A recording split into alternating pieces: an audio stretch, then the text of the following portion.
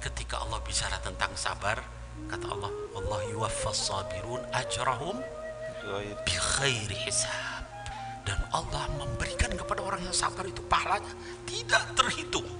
Kita sedekah itu dari 10 kali sampai 700 kali lipat pahalanya, ya. Tapi sabar tidak ada batas, tidak ada batas pahalanya. Antum yang saat ini sedang sedih, sedang nangis, sedang banyak masalah, ingat ayat itu.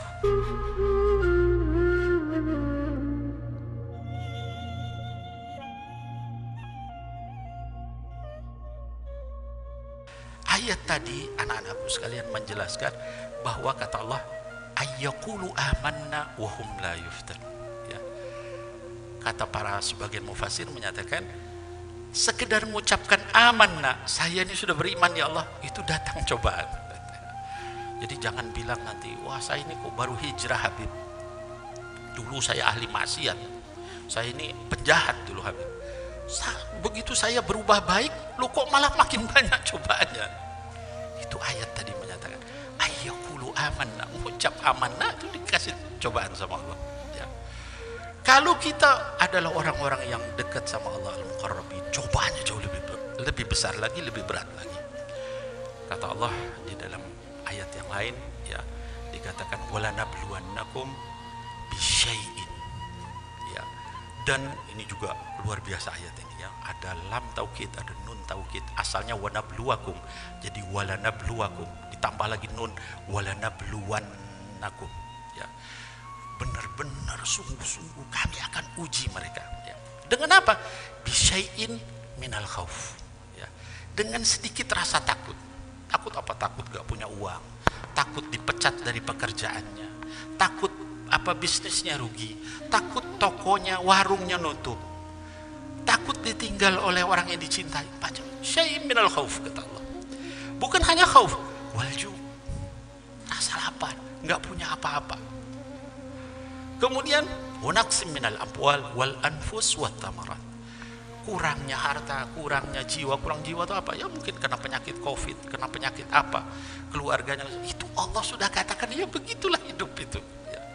Kemudian watamarat, kurangnya bahan makanan, kurangnya pertanian, kurangnya mungkin apa namanya kondisi resesi ekonomi, itu memang sudah Allah katakan demikian, ya. Lalu kata Allah di akhir ayat itu wabasyiris sabirin, ya. Berbahagialah, beri kabar gembira kepada siapa? Orang-orang yang sabar. Orang sabar itu anak-anakku sekalian luar biasa pahalanya, ya.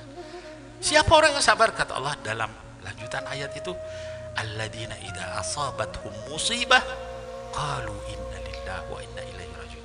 Itu orang yang kalau ditimpa satu musibah, kata-kata yang keluar adalah, ya habis begitu, kami ini milik Allah, kami akan kembali sama Allah. Allah berhak ambil tangan saya, Allah berhak ambil mata saya, Allah berhak ambil seluruhnya, keluarga saya, harta saya, apalagi segala macam, semuanya ini adalah milik Allah dan kita akan kembali sama Allah.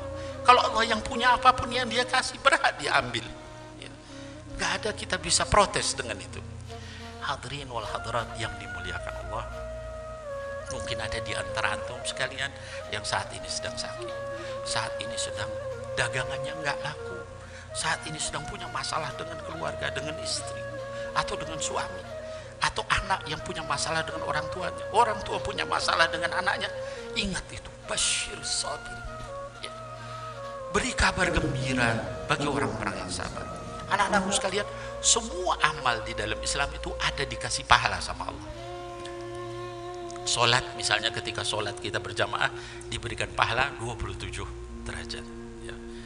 Kita membaca apa namanya la ilaha illallah wahdahu la syarikalah lahul mulku lahul hamdu yuhyi wa yumiitu wa huwa ala kulli syai'in qadir 10 kali dikatakan seolah-olah, kata Rasul SAW dalam hadis sahih, seolah-olah apa namanya membebaskan 10 orang budak dari keturunan Bani Ismail, ya.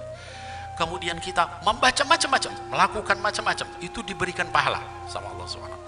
Tapi ketika Allah bicara tentang sabar, kata Allah, Allah yuwaffas sabirun ajrahum bi khairi hisab, ya. Dan Allah memberikan kepada orang yang sabar itu pahalanya tidak terhitung. Kita sedekah itu dari 10 kali sampai 700 kali lipat pahalanya, ya. Tapi sabar tidak ada batas, gak ada batas pahalanya. Antum yang saat ini sedang sedih, sedang nangis, sedang banyak masalah, ingat ayat itu. Yuwaffas sabirun ajrahum bighairi hisab. Gak ada batasnya. Ya. Sampai di dalam hadis dikatakan nanti orang yang sabar itu ketika ditunjukkan pahalanya, dia bilang, ya Allah, ini dari mana ini? Saya nggak pernah melakukan amal sebanyak ini, sebesar ini. Ya. Tapi kata Allah, itu karena kesabaran kamu di dunia. Hadirin wal hadirat, anak-anakku sekalian yang dimuliakan oleh Allah Subhanahu wa taala, ketahuilah setiap orang soleh pasti diberikan cobaan sama Allah. Saya tadi ceritakan Sayyidina Muhammad sallallahu alaihi wasallam dengan cobaannya. Kita lihat misalnya yang lain, ada di antara kita yang udah sekian lama nggak punya anak. Lalu kita ngeluh, ya Allah, kenapa saya nggak punya anak? Saya udah 10 tahun, 20 tahun, 15 tahun ya menikah, kok nggak punya anak? Allah berikan contoh Sayyidina Zakaria alaihissalam. Di dalam surah Maryam dikatakan, ya, dzikru rahmati rabbika abdahu Zakaria. Coba kasih contoh, ceritakan satu kisah seorang hamba kami yang soleh namanya Sayyidina Zakaria alaihissalam. Yang dia berkata kepada Allah, ya Allah, apa namanya, wahanal hatmu minni, tulang-tulang saya ini udah keropos, udah tua, ya. Washta'ala ra'su syaiba, rambut saya udah putih semuanya, jenggot saya udah putih semua. Tapi saya tidak pernah putus asa untuk berdoa kepada engkau. Apa? Minta anak. Apa yang terjadi sama Allah Subhanahu wa taala? Kemudian dikatakan, kamu diberi kabar gembira, punya anak dan diberi nama Yahya, yang ngasih nama Allah Subhanahu wa taala. Dan belum pernah ada orang dikasih nama seperti itu sebelum beliau. Kenapa? Kesabaran Sayyidina Zakaria alaihissalam. Ada lagi nabi yang lain dikasih anak, tapi anaknya jadi cobaan buat dia. Sayyidina Nuh alaihissalam. Kurang gimana Nabi Nuh? Satu di antara ulul azmi minar rusul. Satu dari 5 rasul yang paling tinggi derajatnya.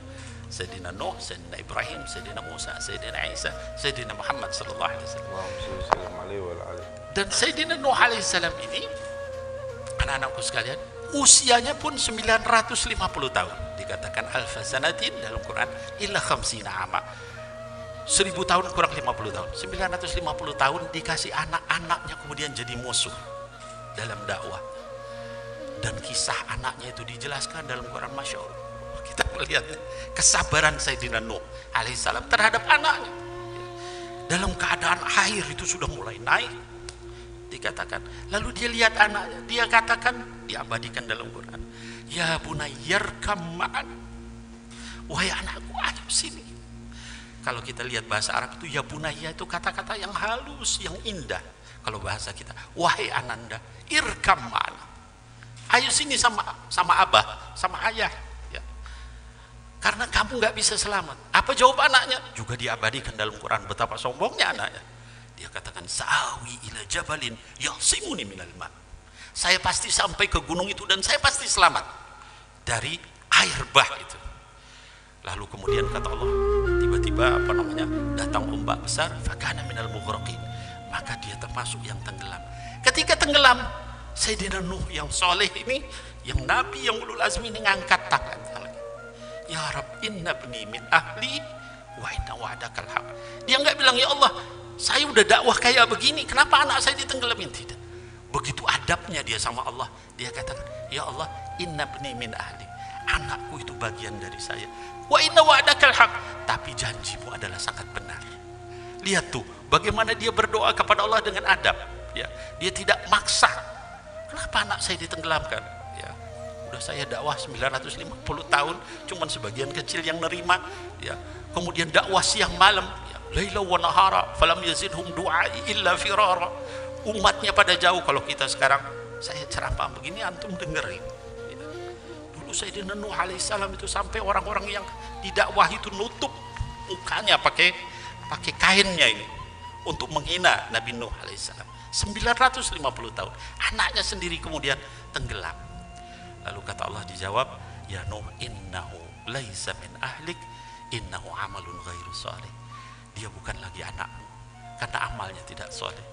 Lalu ditenggelamkan. Ada lagi Nabiullah Lut alaihissalam. Istrinya itu menjadi orang yang dikatakan termasuk tokoh ahli neraka. Kata Allah, wa daraballahu mathalan lilladzina kafaru imra'ata nuhi wa imra'ata lut kanata tahta 'abdaini min 'ibadina salihain fakhanatahuma ya falam yughni 'anhuma minallahi syai'a. Jadi Allah memberikan perumpamaan di antara tokoh-tokoh orang kafir itu adalah istri Nabi Nuh, istri Nabi Lut. Kanata tahta 'abdaini min 'ibadina salihain. Masya Allah ya. Mereka berdua ini adalah di bawah dua orang hamba kami yang sangat soleh, yaitu Nabi Nuh, Nabi Lut. Fakhanatahuma, tapi mereka khianat kepada Allah, khianat kepada suaminya. Maka falam yughniya anhuma minallahi syai'a, enggak bermanfaat kedudukan suaminya sedikit pun di sisi Allah. Wa qila dkhulan nar ma'ad dakhilin, dikatakan nanti masuk neraka kalian berdua bersama orang-orang yang masuk neraka. Ada lagi kebalikannya, suaminya gembong ahli neraka, istrinya jadi salah satu tokoh ahli surga. Siapa itu? Asiyah binti Muzahim, istri dari Fir'aun ya. Allah juga sebutkan dalam Quran ya, wa daraballahu mathalan lilladzina amanu imra'ata Fir'aun. Dan Allah membuat perumpamaan tokoh dari orang-orang beriman nanti di surga itu istrinya Fir'aun. Idh qalat rabbi ibni li 'indaka baitan fil jannah, ketika dia berkata, ya Allah, bangunkan buat saya satu rumah kecil saja di surga. Wa najini min Fir'aun, selamatkan saya dari Fir'aun, wa najini minal qaumidz zalimin, dan selamatkan saya dari orang-orang yang zalim ya. Akhirnya kemudian diselamatkan sama Allah, suaminya malah jadi tokoh ahli neraka. Hadirin wal hadirat, itulah cobaan-cobaan yang Allah berikan kepada orang-orang yang soleh sebelum kita. Cobaan kemiskinan Sayyidina Isa alaihissalam. Dikatakan Sayyidina Isa itu sampai kalau dia tidur itu berbantalkan batu ya. Karena nggak punya apa-apa, pakaiannya cuma 2 helai atau 1 helai dalam satu riwayat, punyanya cuma itu. Yang diberikan cobaan harta yang banyak Sayyidina Sulaiman alaihissalam, hartanya luar biasa banyak, tapi beliau malah berdoa, Rabbi auzi'ni an ashkura ni'mataka allati an'amta alayya wa ala walidayya. Ya Allah, tunjukkan saya bagaimana caranya saya mensyukuri ini semua ya, buat saya dan buat orang tua saya dan seterusnya. Anak-anakku sekalian, semua yang ada di dalam hidup ini adalah kumpulan cobaan ya. Oleh sebab itu, seorang yang beriman kepada Allah, seorang yang beriman kepada Sayyidina Muhammad sallallahu alaihi wasallam, itu dalam kehidupannya mereka tidak akan merasa berat dengan berbagai cobaan itu. Kenapa? Bukan karena tidak melihat cobaannya, melihat betapa orang-orang yang lebih soleh dari kita lebih banyak cobaannya. Mungkin antum bakal bilang, Bib, itu kan para nabi. Yang bukan nabi juga begitu, anak-anakku sekalian. Al-Imam Syafi'i rahimahullah ta'ala anhu itu sampai diusir ya, keluar dari tempatnya. Kemudian terus beliau pindah, sehingga kemudian ada qaul qadim, ada qaul jadid. Al-Imam Malik rahimahullah ta'ala anhu itu diseret keliling Madinah sampai patah kedua tangannya. Al-Imam Ahmad rahimahullah ta'ala anhu di penjara 12 tahun sampai tinggal pakai celana saja ya. Dan doa beliau itu kepada Allah, ya Allah, yang penting jangan sampai terbuka aurat saya ya. Lihat, sampai para ulama menyatakan kesabaran Imam Ahmad itu seperti kesabaran para nabi ya, karena kesabaran dalam keadaan susah payah begitu dinasehati sama orang di penjara ya. Wahai Imam Ahmad, kamu harus sabar. Dia katakan, nah, sodakta. Dia nggak bilang, ya kamu banyak omong aja, saya udah lebih sabar dari kamu. Dia terima walaupun nasihat dari orang, sesama orang di penjara. Nah, hadirin wal hadirat yang dimuliakan Allah Subhanahu wa taala, setelah kita mendengar ini semua, mudah-mudahan ya Allah berikan kepada kita kesabarannya para anbiya, kesabarannya para mursalin. Kenapa? Karena pahala orang yang sabar itu tidak ada batas. Saya ulangi, pahala orang yang sabar tidak ada batas. Kalau antum bilang, ya Habib berat, tapi justru karena beratnya itu maka tidak ada batas ya. Mudah-mudahan kita diberikan kesabaran para anbiya wal mursalin, kita diberikan juga jalan keluar sama Allah dari segala macam kesulitan itu, dari segala macam cobaan itu ya, dari segala macam musibah dan hal-hal yang tidak baik yang menimpa kita, yang membuat kita sedih. Dan jangan lupa kita ucapkan innalillah wa inna ilaihi rajiun. Mudah-mudahan Allah Subhanahu wa taala ganti dengan yang lebih baik dari cobaan ini, baik di dunia maupun di akhirat kita. Anak-anakku sekalian yang saya cintaikan Allah, Saya hanya bisa menyampaikan itu, usini wa iyyakum. Ya, saya menasihati diri saya, al-fakir, al-asi, al-adna, al-ahan, al-afqar, orang yang paling banyak maksiatnya, paling banyak dosanya, paling hina, paling fakir terhadap ampunan Allah. Dan saya mendoakan antum sekalian, mudah-mudahan ya Allah Subhanahu wa taala memberikan kepada antum semua taufik wal hidayah, taufik wal hidayah, taufik wal hidayah, terus mahadal hayah ya, sampai kita berjumpa dengan Sayyidina Muhammad SAW. Kalau dalam keadaan begini kita hanya mendengar kisahnya, bayangkan ketika antum nanti bersalaman dengan beliau, melihat senyum. Kita melihat Sayyidina Abu Bakar, Sayyidina Umar, Sayyidina Uthman, Sayyidina Ali. Kita duduk di majelis mereka, kita makan bersama mereka. Bayangkan seperti itu. Dunia ini sebentar. Saya, alhamdulillah, ya Habib Nabil Al-Musawa, saya 53 tahun, tapi rasanya baru kemarin. Saya masih kecil. Begitu cepat berlalu waktu. Sekarang sudah 53 tahun, sudah punya anak, sudah anak besar-besar. Mungkin sebentar lagi dipanggil sama Allah Subhanahu wa taala. Mudah-mudahan panjang umur, Habib, panjang umur, sehat walafiat. Karena ini umat masih butuh banyak, jangan ngomong yang Habib Anis. Enggak. Mudah-mudahan panjang umur. Kita doakan Habib Nabil bil khusus panjang umur, sehat walafiat, fi taatillah, kuat, dijaga sama Allah Subhanahu wa taala. Amin ya rabbal alamin.